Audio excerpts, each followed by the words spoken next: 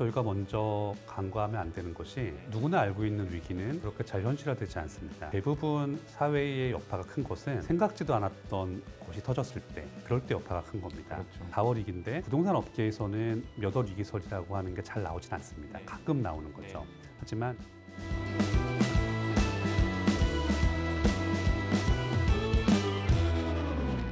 부동산 PF 리스크 심화로 4월 총선을 기점으로 유동성 부족에 빠진 건설사들이 문을 닫을 것이라는 위기설이 돌고 있습니다. 현재 부동산 시장 상황과 앞으로의 방향 짚어보겠습니다. 대한건설정책연구원 이은영 연구위원과 함께합니다. 안녕하세요. 안녕하세요. 먼저 부동산 시장 점검부터 간략하게 하고 넘어가겠습니다. 올해 부동산 시장이 매매는 줄고 또 전세는 늘어나는 모양새인데요. 최근 부동산 시장 어떻게 보고 계십니까? 네, 사실 지금 상황은 작년의 추세가 그대로 이어지고 있다고 볼 수 있습니다.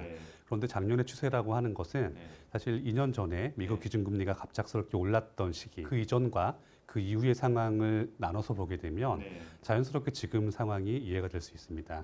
일단 그 당시에 기준금리 인상의 여파를 두 가지로 나눠보게 되면 일단 이자가 올랐습니다. 그러니까 이제 집을 사실 때 일반적으로 많은 분들이 대출을 끼고 집을 사시지 않습니까? 그렇죠. 그런데 종전과 달리 이자가 좀 더 오르다 보니까 아무래도 대출을 실행을 해서 집을 사시기가 조금 부담된 분들이 계십니다. 이런 경우는 이제 신규 주택을 취득하시는 경우도 마찬가지고 기존 집을 파시고 이사 가는 경우도 동일합니다. 그리고 두 번째로 봐야 되는 것은 그렇게 미국 기준금리가 갑작스럽게 급변을 하고 시장이 예상치 못하게 침체가 되면서 이제 부동산 폭락론에 대한 주장들이 많이 나왔습니다.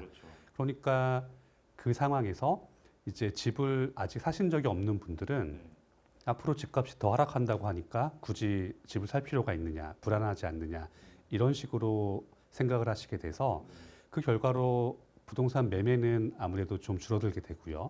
매매를 하지 않는다고 하시더라도 그분들이 어딘가 거주하셔야 되니까 그 반대로 전세 거래는 좀 더 증가하는 식의 양상이 꾸준하게 이어지고 있습니다. 이 부분은 작년도 그랬고 올해도 아마 한 해 동안 내내 뭐 큰 차이는 없을 걸로 저는 예상하고 있습니다. 녹화일 기준으로 어제만 해도 또 뜨거운 청약이 하나 있었는데 100만 명이 넘는 사람이 몰렸습니다. 그런데 또 한쪽에서는 4월 건설사들 줄 도산 이야기가 나오고 있습니다. 자, 부동산 PF 대출 규모가 뭐 202조 원 상상도 되지 않는 액수인데 이게 글로벌 금융 위기 당시에 2배에 달한다고 하는데 지금 상황 어떻게 보고 계십니까? 지난 수년 동안 부동산 시장은 너무 좋았습니다. 그런데 그 좋았던 앞을 또 살펴보게 되면 2000년대 말부터 이제 국내에서 좀 그 당시에는 일반화되게 퍼졌었던 나름 그 당시에는 참신한 내용이었습니다. 이제 부동산 폭락론이 있죠. 뭐 스토리는 우리가 다 아는 구조입니다. 미국 기준금리가 오르면 가상금리 올리고 뭐 이런 스토리죠. 그 당시에는 사실 많이 집을 안 사셨습니다. 앞으로 하락할 건데 왜 집을 사느냐, 기다려라 라는 식이었죠.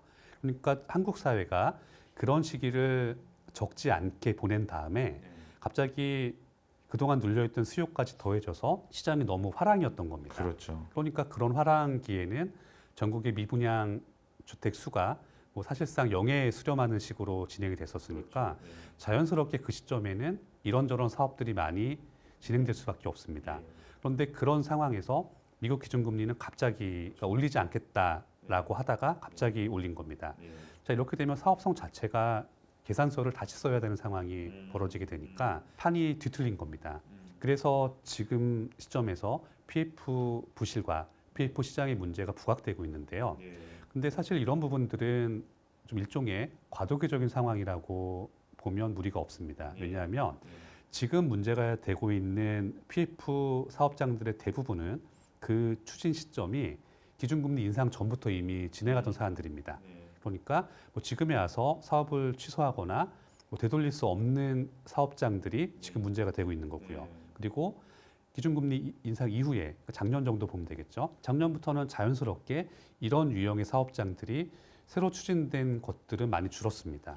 자, 그렇게 되면 이제 향후 몇 년 동안은 PF 관련 문제가 부각이 되겠지만 어느 정도 정리가 될 겁니다. 어딘가에 인수가 되거나 뭐 분양이 되거나 뭐 지원을 받거나 이런 식으로 정리가 되고 나면 그 다음부터는 이 문제가 그렇게 크게 부각되지는 않을 겁니다. 다만 지금은 어느 정도 과도기적인 시기라는 것을 좀 염두에 두고 본다면 그렇게 이해가 어렵진 않을 것으로 봅니다. 그러면 이게 규모가 너무 크다 보니까 또 정부에서는 그 경제 전반에 뭐 도미노 현상을 일으키지 않도록 여러 가지 대책을 내놓고 있습니다. 실제로 뭐 지원 금액을 늘리고 뭐 속도를 빠르게 하고 이런 다양한 방안들을 내놓고 있는데 이에 대해서 실질적으로 좀 효과가 있는지 어떻게 평가하고 계십니까? PF라고 하는 게 프로젝트 파이낸싱, 그러니까 어떠한 계획 안에 미래 가치를 담보로 해서 지금 시점에서 돈을 빌려오는 겁니다.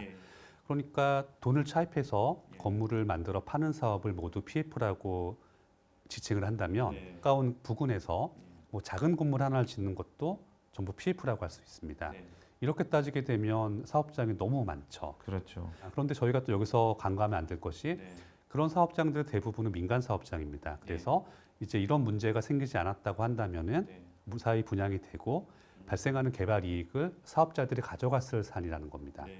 자, 그런데 이런 상황에서 갑작스럽게 시장 환경이 문제가 생겼으니까 모든 PF 사업장에 대해 지원을 해야 된다라는 식으로 접근을 하게 되면 이건 답이 안 나옵니다. 그렇기 때문에 자연스럽게 정부에서 지원을 하는 부분들은 사회적으로 또는 지역적으로 여파가 좀 큰 사업장들을 대상으로 해서 지원을 할 수밖에 없습니다. 그리고 실제로 그렇게 진행이 되고 있고요. 전국에 벌려져 있는 그 많은 사업장들 중에서 어떤 식으로든 정부의 지원을 받는 사업장들은 주류가 될 수는 없습니다. 이제 일부가 심각한 뭐 사안들 중점으로 해서 지원을 받을 거니까요. 그러니까 어떻게 정부가 지원책을 펼쳐도 해당 업계의 일각에서는 우리는 도대체 뭘 지원받는지 모르겠다, 부족하다라는 얘기가 나올 수밖에 없습니다. 그래서 이런 부분들을 감안하고 본다면 정부 입장에서는 어느 정도 지원책을 진행하고 실행하는 것으로 볼 수 있습니다. 가장 중요한 이야기가 될 것 같은데 뭐 여러 가지 뭐 해명도 나오고 뭐 하지만 계속 시장에서는 4월 위기설이 나오고 있단 말이에요. 아직 뭐 최근에는 구체적인 건설사 이름을 담은 뭐 지라시까지 돌고 그랬는데 이 4월 위기설 현실화에 대해서는 어떻게 보십니까? 자, 일단 저희가 먼저 간과하면 안 되는 것이 누구나 알고 있는 위기는 그렇게 잘 현실화되지 않습니다. 그러니까 대부분 사회의 여파가 큰 것은 생각지도 않았던 것이 터졌을 때, 그럴 때 여파가 큰 겁니다. 그렇죠. 근데 지금은 4월 위기인데 이제 부동산 업계에서는 몇 월 위기설이라고 하는 게 잘 나오진 않습니다. 가끔 나오는 거죠. 하지만 이제 금융 상품을 다루는 분야에서는 뭐 잊어먹을 만하면 한 번씩 나오는 것이 몇 월 위기설입니다. 대부분 실현된 적이 없습니다. 자, 그런 맥락으로 봤을 때 부동산의 4월 위기설도 이제 시점까지 명확하게 찍어서 나오고 있기 때문에 우리가 생각하는 만큼 실제 현실의 위험으로 나타날 가능성은 높지 않다고 볼 수 있습니다. 그렇지만 다만 이제 특정 업체들에 대해서 얘기를 하게 된다면은 그런 업체들을 중심으로는 충분히 발생할 수 있습니다. 그런데 저희가 또 일반적으로 건설 부동산 분야를 많이 보시지 않는 분들의 입장에서는 이게 건설사가 뭐 부도가 나거나 뭐 위기에 빠지거나 미분양이 증가하면 이거 심각한 것이 아닌가라는 생각을 하실 수가 있습니다. 그런데 저희가 이 부분도 어느 정도는 자연스럽게 받아들여야 하는 것이 이건 건설업뿐만이 아니라 사실상 모든 산업 분야에서 그 산업 분야가 매우 좋을 때는 업체도 많고 일감도 많고 아주 잘 호황을 맞습니다. 그러다가 해당 산업 분야가 쇠퇴하거나 어떤 뭐 변화가 생기면 그 분야에서 일하는 종사자들의 수나 업체의 수도 감소하는 게 자연스러운 겁니다. 지난 몇 년 전까지 시장이 너무 좋았습니다. 그렇다면 그 업계에서 참여하고 있는 기업들이나 이런 내용들이 시장이 가장 좋았을 때를 기준으로 해서 확장이 되어 있는 상태입니다. 자, 그런 상태에서 이제 우리가 뭐 기업 경쟁력을 얘기할 때 흔히 나오는 것들이죠. 보수적인 경영 방침이나 어떠한 뭐 조치들을 사전적으로 취하지 않고 무리하게 사업을 확대했다든가 이런 업체들 같은 경우에는 갑자기 시장 상황이 바뀌었을 때 그 여파가 나타날 수밖에 없는 겁니다. 그 때문에 어느 정도 일부 업체들이 뭐 위기를 맞거나 뭐 시장에서 퇴출되는 정도는 저희가 일정 수준까지는 뭐 시장 변화에 따른 자연스러운 결과라고 보는 게 더 적절합니다. 만약에 이것을 위기라고 문제라고 지적을 하고 여기에 대해서 정부의 지원을 무작정 요구하게 된다면은 시장 상황이 가장 좋았을 때를 기준으로 해서 이것을 유지해야 된다는 뜻이 됩니다. 이렇게 해서는 일반인 분들에게 설득을 얻기가 그렇게 쉽지가 않습니다. 알겠습니다. 자, 오늘 좋은 말씀 여러 가지 나왔는데, 자, 부동산 시장 이슈들이 있을 때마다 연구위원님 모시고 분석해보는 시간 또 가져보도록 하겠습니다. 오늘 말씀 감사합니다. 네, 감사합니다.